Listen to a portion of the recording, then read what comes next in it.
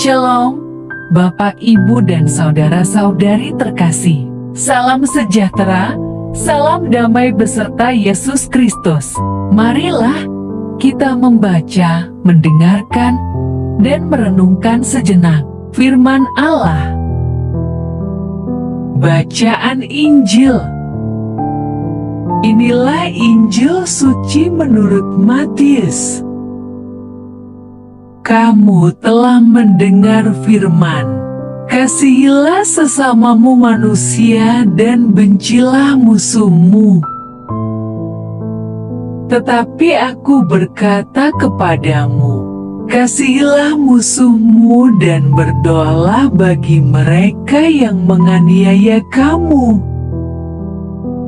Karena dengan demikianlah kamu menjadi anak-anak Bapamu yang di sorga, yang menerbitkan matahari bagi orang yang jahat dan orang yang baik, dan menurunkan hujan bagi orang yang benar dan orang yang tidak benar.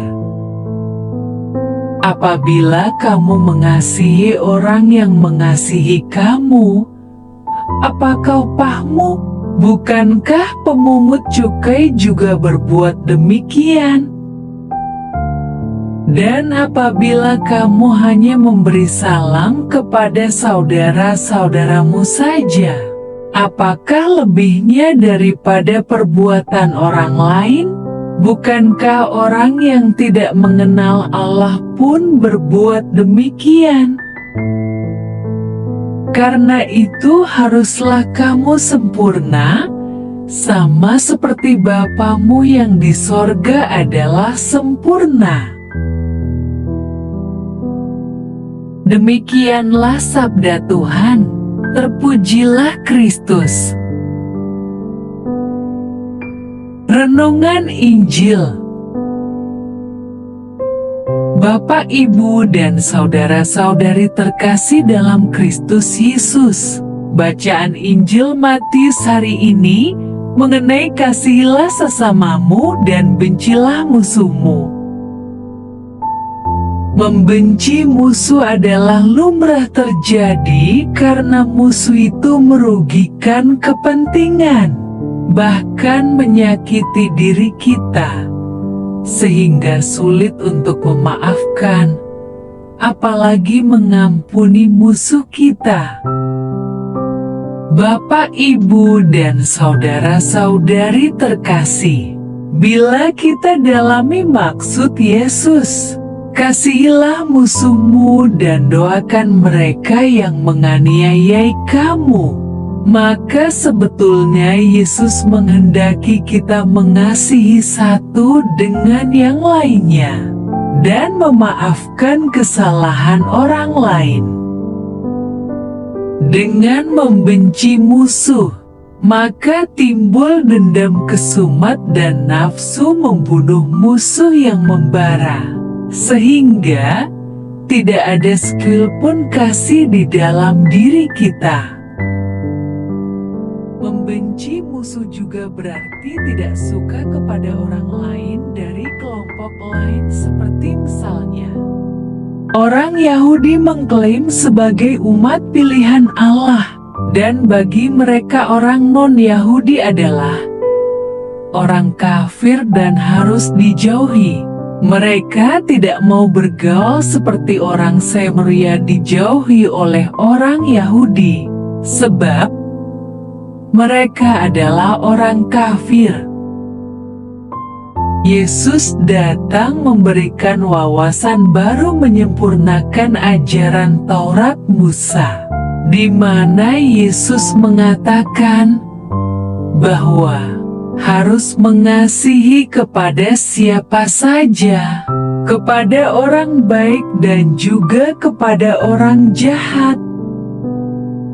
Tetapi aku berkata kepadamu, kasihilah musuhmu dan berdoalah bagi mereka yang menganiaya kamu, karena dengan demikianlah kamu menjadi anak-anak Bapamu yang di sorga, yang menerbitkan matahari bagi orang yang jahat dan orang yang baik dan menurunkan hujan bagi orang yang benar dan orang yang tidak benar.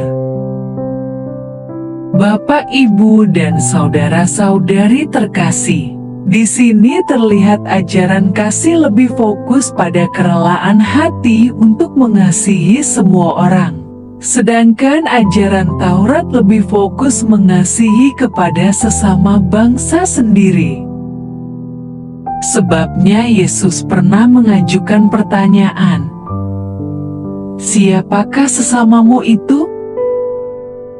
Sampai sekarang, masih banyak orang mengasihi hanya kepada orang yang baik kepada dirinya. Mengasihi kelompok, komunitasnya, anggota selnya, pokoknya yang tidak merugikan dirinya. Mari kita dengar apa pendapat Yesus dalam hal ini. Apabila kamu mengasihi orang yang mengasihi kamu, apakah upahmu? Bukankah pemungut cukai juga berbuat demikian? Apabila kamu hanya memberi salam kepada saudara-saudaramu saja, apakah lebihnya daripada perbuatan orang lain? Bukankah orang yang tidak mengenal Allah pun berbuat demikian? Ajaran kasih menyempurnakan ajaran Taurat. Itu sebabnya Yesus mengatakan bahwa tidak boleh satu kata dari ajaran Taurat diabaikan sebelum semua itu digenapi terjadi. Sesungguhnya bagian kita adalah mau melepaskan kepentingan diri sendiri ketika kita melakukan perbuatan kasih, atau istilah kerennya adalah harus mengosongkan diri dari segala sesuatu kepentingan diri sendiri.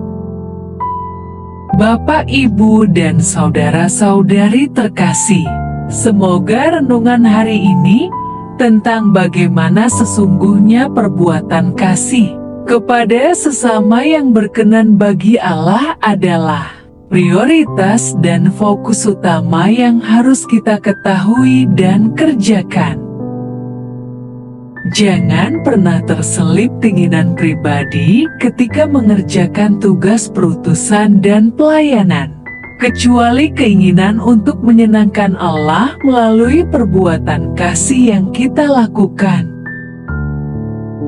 Perbuatan kasih itu pengabdian dan kerelaan hati mempersembahkan diri seutuhnya dan sepenuhnya hanya kepada Allah, bukan ingin dipuji orang dan keuntungan pribadi, melainkan untuk menyenangkan Allah.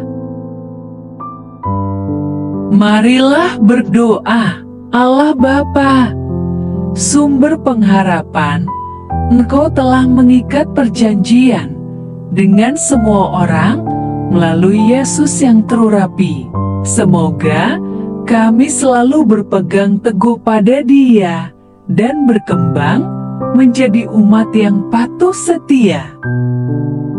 Dengan pengantaraan Yesus Kristus, Putra-Mu, Tuhan kami, yang bersama Dikau, dalam persatuan Roh Kudus, hidup dan berkuasa, Allah, sepanjang segala masa. Dalam nama Bapa, Putra, dan Roh Kudus. Amin. Terima kasih sudah mendengarkan dan merenungkan firman Allah.